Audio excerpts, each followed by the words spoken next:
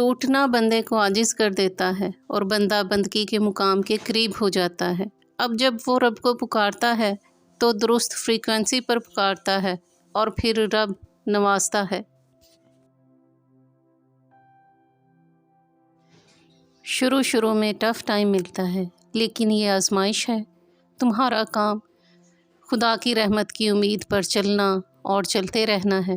ہاں، اگر امید ختم ہو جائے تو کثرت سے استغفار کی اشد ضرورت ہے۔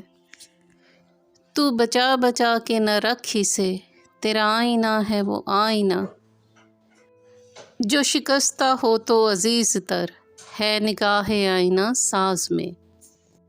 جب دل ٹوٹ جائے، ہمت جواب دینے لگے، اندھیرے نظر آنے لگیں، اس وقت ہی تو انسان میں موجود سروائیول میکینزم حرکت میں آتا ہے، نئی راہوں کی دریافت ہوتی ہے۔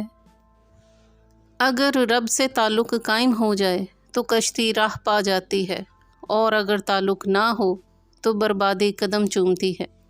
ٹوٹ جانا سزا نہیں بلکہ رحمت ہے۔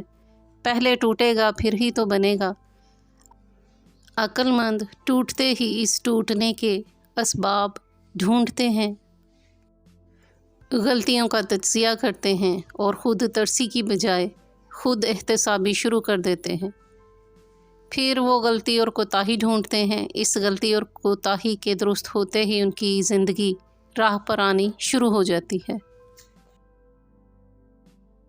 اگر آپ کو ہماری کاوش پسند آئی ہو تو ہماری ویڈیو کو لائک کریں، شیئر کریں اور ہمارے YouTube channel book shelf official کو سبسکرائب کریں۔ شکریہ۔